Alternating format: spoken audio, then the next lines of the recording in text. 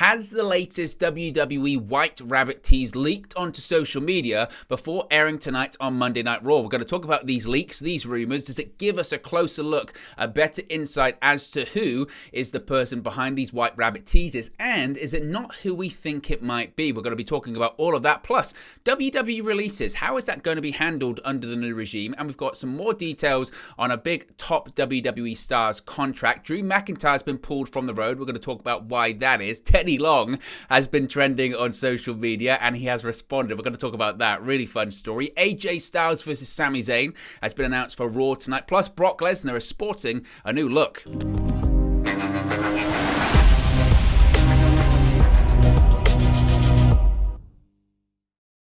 Hey guys, welcome back to Wrestling News 365. Hope everyone is doing very well. As always, there are plenty of news stories to get into in the world of WWE, especially right now. It's Raw tonight, which means we're going to get the latest White Rabbit tease, and we're going to get a step closer to finding out just who is the person behind all of these White Rabbit teases. Is it indeed the return of Bray Wyatt, the Fiend, coming back to WWE? Is it someone else? Are we looking in the wrong direction? Is WWE purposely pointing us in another direction? We're going to talk about that because there's a rumor going around. Now, unlike the last couple of White Rabbit videos that I've done, where we actually had physical footage, and the first bit of footage we had, of course, was on Raw last Monday. It didn't actually air during the broadcast, but the QR code took you to the first mini game, which was the game of Hangman. Then, just before SmackDown aired on Friday, the WWE actually accidentally uploaded the latest White Rabbit tease onto their website, which led to people like myself breaking it down. It was that kind of game of sort of Pac-Man,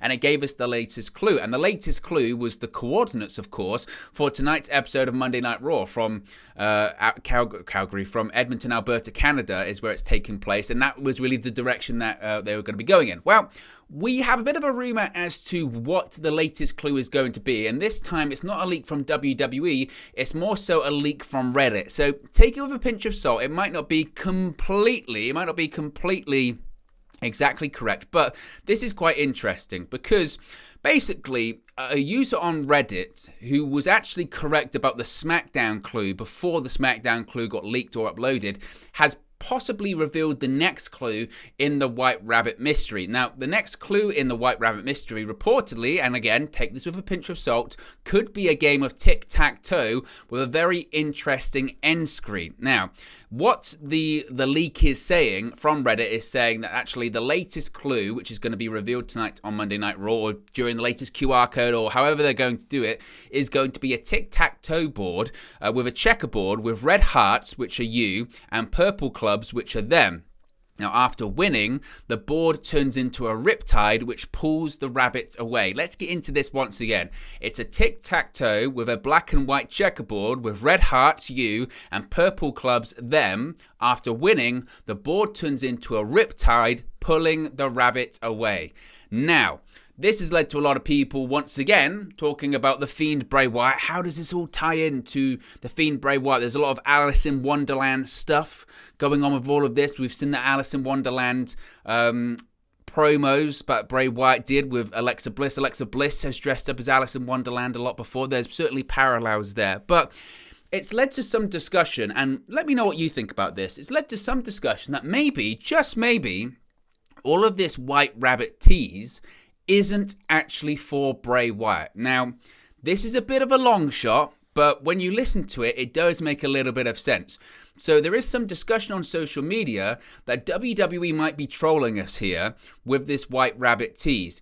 If the rumor, and again, this is important to stress, that Reddit post is a rumor, but if the rumor of the third clue is indeed true, then what happens at the end of it? The tic-tac-toe gets washed away by a riptide.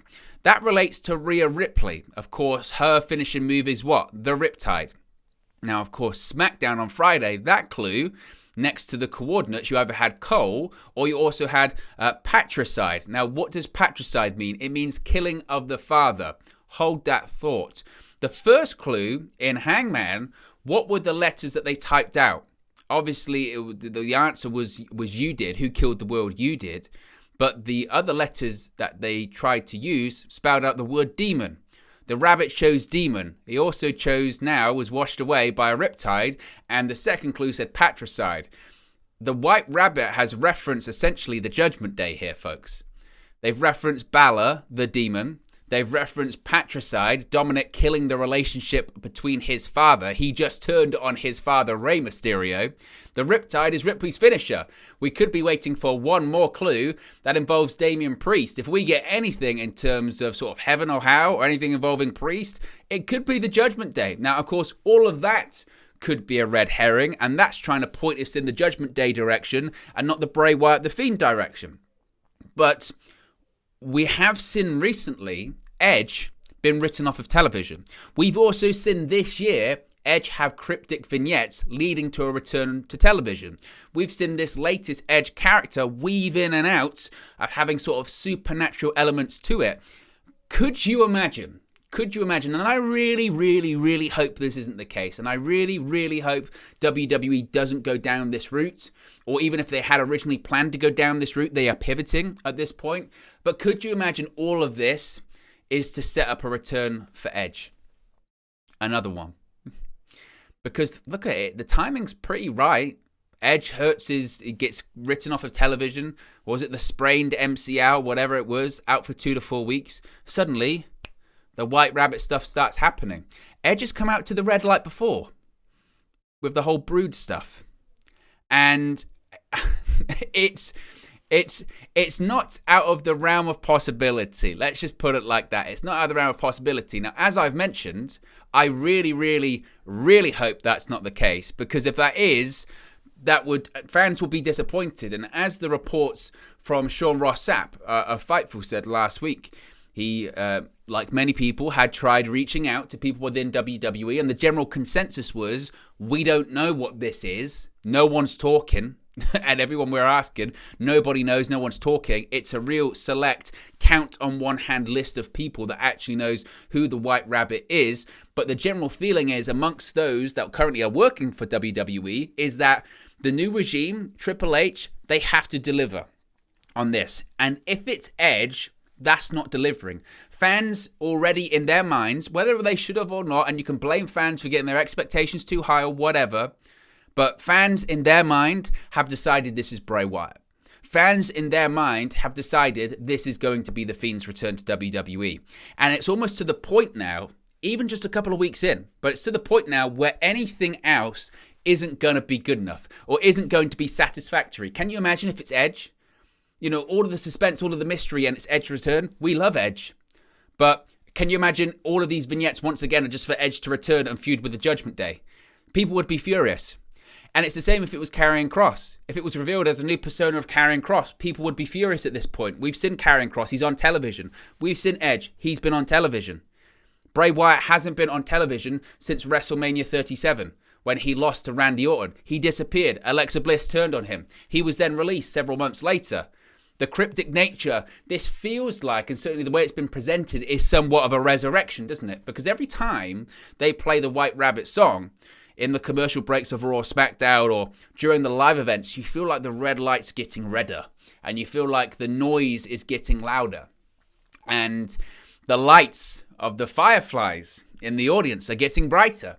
So if it's not The Fiend, if it's not Bray Wyatt, WWE, realistically, they've got a problem on their hands because they need it to be. Even if, this is what I was saying about pivoting, even if the plan was, this was just going to be an Edge thing. It was going to be an Edge thing, and it was going to be Edge to return to face the Judgment Day once again. Like I said, Demon, Finn Balor, Riptide, Rhea Ripley, Patricide, Dominic Mysterio, right? All of that, that's what it was going to be. But now they've seen the reaction and they've seen the response. Pick up the phone. Call Bray Wyatt. Name your price, because the fans have dictated who this has to be at this point. And it's going to be really interesting, as I mentioned, if we are going to see what those Reddit posts had said, if they come to fruition tonight on Raw. Now, just to get a little bit away from the Judgment Day theory when it comes to Edge, it's not to say that Bray Wyatt, as I mentioned, hasn't been associated with this sort of checkerboard, tic-tac-toe kind of imagery in the past. If you go to Bray Wyatt's Twitter account, we have the image right here. This is a retweet. from Bray Wyatt's Twitter account. Now, this was back in November, but he's retweets Jason Baker, who I believe is a longtime collaborator of Bray Wyatt, and I believe has been involved in lots of things that he's been doing post-WWE as well. But look at the mask right there. What does it have on it? It has hearts and clubs, which is apparently what we're going to be seeing tonight on this checkerboard, on the latest White Rabbit teaser. So that imagery certainly can be associated with Bray Wyatt as well. So this isn't to say that this whole Judgment Day theory is completely accurate. It might just be something that just makes a little bit of sense, but in reality, it still would appear, seemingly, that the favourite of the White Rabbit, the favourite of the person behind it, is still going to be Bray Wyatt. And as I mentioned, if it isn't, WWE has to find out a way that it is at this point. So once we get the latest actual footage of it, you know me, guys, we'll break it down. We'll get the latest screenshots. We'll try and break down any imagery that hasn't been put out there. But it's going to be really, really interesting, of course, to see, is this leak accurate? And if it is, what else are they going to say? It's going to be interesting to see what elements of it right. And it's going to be interesting to see in the next week or so, are more reports going to come out? Because I can't recall a time, honestly, where the big hitters in terms of wrestling journalism, like Sean Ross Sapp, like Dave Meltzer, like Mike Johnson, like Andrew Zarian, like even WrestleVotes on social media, they all come out and go, we've asked, we've not heard anything. We haven't. I mean, the impression is it is Wyatt, but no one can say definitively whether it is or not. That's just the boys and girls talking backstage. No one has an answer because this is being kept very close to the vest. Easy for me to say. So let me know your thoughts in the comment section below on the latest news about the White Rabbit. Let's talk a little bit about contracts, everyone's favorite discussion point.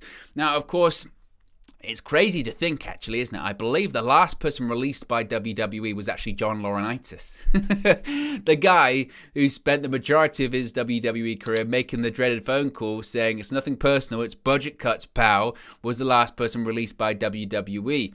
Now, if you've been able to move past all of that, you might have been interested to find out that while many top WWE stars have some leverage in the company, most of them still don't have no-cut clauses in their contracts, meaning nearly nobody is safe still from being released from WWE, which shouldn't be much of a surprise. But speaking on Wrestling Observer Radio, Dave Meltzer revealed that top WWE superstar Kevin Owens, who of course recently signed a WWE contract in the last, 6 months, I believe it was, does not have a no-cut clause in his contract, but that he and many others are told they won't be released.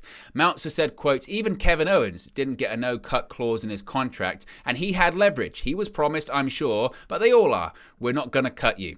But that's not like in writing. There are some no cuts, but there are very, very few in WWE, and only the top guys have that leverage to have them. Now, again, it must be said, I'm assuming this leverage was with certainly people like Kevin Owens and like Sami Zayn when their contracts were coming up, right? The leverage is, I'll go to AEW. I know people in AEW. Remember when Kevin Owens was it was almost a certainty to leave. I did videos on it because that was the news at the time. Kevin Owens is definitely going to leave. He was putting the coordinates to Mount Rushmore in his Twitter bio, right? And some other things, I think, in there as well. And the Young Bucks were putting stuff in there as well. And it was, the feeling is that Kevin Owens is definitely gone once his contract expires. And he's going to AEW. He's going to join up with his friends, Adam Cole and the Young Bucks. And it's going to be great and all this kind of stuff. And I felt he was going to go because that was the noises at the time. And then he re-signs with WWE, and it's a case of I was never going to leave WWE. And probably in retrospect, he was right not to leave WWE because he's in a great position now. He main evented effing WrestleMania this year. Not just main eventing WrestleMania, he went up against Stone Cold Steve Austin in what should be the biggest story of the year. Stone Cold Steve Austin coming out of retirement and main eventing WrestleMania should be the biggest story of the year. It's not even in the top 5 with the year that's been going on in WWE and AEW. Doesn't even scratch the surface. But Kevin Owens clearly made the right call. Now, those people, again, that have that no-cut clause, most likely are your Roman Reigns's, your Brock Lesnar's. I mean, very few. We're talking a very, very select few people And but people like Kevin Owens, especially under the Triple H regime, they're not going anywhere anytime soon. And those budget cuts, certainly the budget's opened way back up under Triple H because they're signing everyone once again. So don't expect people like Kevin Owens to go anywhere anytime soon. Let's talk about Drew McIntyre. A bit of unfortunate news for Drew McIntyre. The former Universal WWE Champion, he hasn't won the Universal Championship. The WWE Champion was pulled from this weekend's house shows, unfortunately. Now, McIntyre most recently appeared on WWE television on Friday on SmackDown, brawling, of course, with Karrion Kross, getting the fireball near his face, not in it, near his face, but he challenged Kross to a strap match at Extreme Rules on October 8. But the popular star notably didn't wrestle during the house show on Saturday in Stockton, California. In McIntyre's place, Braun Strowman teamed with the New Day to face the Usos and Solo Sikoa in the Monster Among Men's first WWE house show since his return. Now, in an update from PW Insider, they're reporting that McIntyre has been ill with bad food poisoning since before the SmackDown taping. In fact, McIntyre reportedly received IV treatment before the taping just to help him get through the segment. When the decision was made to pull McIntyre from the road, WWE chose to replace him with Strowman. Now, McIntyre's segment, if it wasn't bad enough he was feeling ill with food poisoning and having to be on a drip backstage, the segment itself was botched and mostly improvised by the two stars. The original plans for the segment had been revealed to be much different, involving that fireball as well. So, a bit of unfortunate news for Drew McIntyre there. Hopefully, he'll be on the road to recovery soon. You know, food poisoning is no joke, and this is what you don't know. When you see on television, you'd have never known that Drew McIntyre was sick watching him Friday on SmackDown. But to be backstage, getting fluids into you because you're dehydrated, because you have food poisoning, you know what that consists of. That's a trooper right there. So hopefully he recovers soon. Let's talk about Teddy Long. We've got to talk about Teddy Long. It's such a wild story, and I'm glad it's kind of resolved now. Nevertheless, Teddy Long has been trending on Twitter the last 48 hours or so. The reason that the former SmackDown general manager was trending for the last couple of days was basically because he blocked every single wrestler and anyone associated with pro wrestling on the app. It became a bit of a meme, really, that, everyone was blocked by Teddy Long. There were stars from WWE, AEW, NXT, Impact, all around the wrestling world. They took to Twitter to find out they had been blocked by Teddy Long. Now, names have confirmed themselves as being blocked, like I think it was Saraya, Matt Cardona, Evil Uno, Max Caster, even people that Teddy Long's never met before. Now, it's funny, certainly, and it made some people go oh, what's going on? Is Teddy Long got beef with all of these people? Well, it's a bit of a misunderstanding. Basically, Long addressed the activity on his Twitter profile in a new video, essentially confirming his account was hacked. He said, quote, "Just wanted to get out here and let everyone know someone hacked my Twitter account. I have no idea who it was. I think it was somebody that I blocked that was mad because I blocked them, so they wanted to hack my shit and block everyone else. I want to thank him because the first thing they did was got me trending. This is the third time I've been trending. That tells me, Teddy Long, you still got it. Let me explain this to you players. I didn't block anybody. Like I said, it might have been a person that hacked me. I might have blocked him, and you can see why I blocked him. My Twitter is verified. I didn't block anybody. I don't want you to be mad at me. Players, I love all of you." Now, Long's account is currently private. Following the blocking spree, I guess he's trying to figure that out. So Teddy Long just didn't randomly decide he hate people. He's saying he was hacked. So there you go. But it was a pretty wild story. Raw tonight, of course, it's more than just the White Rabbit going on in WWE. Now, of course, Friday on SmackDown, Sami Zayn was officially inducted into the Bloodline as an honorary Uce, which led to some tension on Twitter between Zayn and AJ Styles, of all people. But following their back and forth, Sami told AJ that he and Solo Sikoa would be headed to Raw to sort out their problems. WWE has now announced a match between AJ and Sami for tonight's broadcast in Edmonton, Alberta, Canada. Other matches include Bianca Belair versus Io Sky, Rey Mysterio versus Seth freaking Rollins, Kevin Owens and Johnny Gargano versus the Alpha Academy, and Matt Riddle versus Damien Priest. Also, as I mentioned at the top of the video, hopefully anyway, we'll see the next clue in the ongoing White Rabbit mystery. Finally, Brock Lesnar. Let's talk about Brock. A new look for Brock. No beard. Oh, I know. I'm with you. I'm disappointed.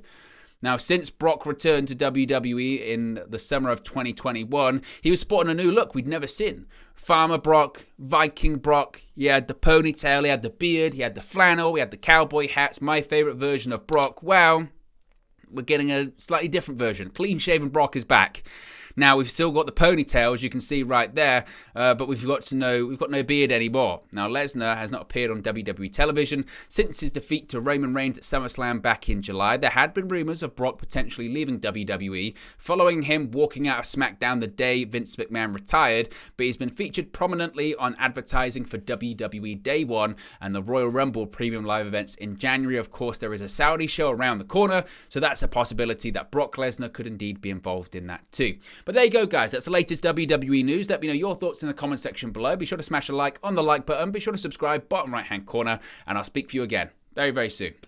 Hey guys, thank you for watching, listening, streaming, or however you come across this video today. Be sure to click on the video on the right there to watch our next video, or click the bottom there to subscribe, or the bottom right-hand corner. Thank you very much, and I'll speak to you again very soon.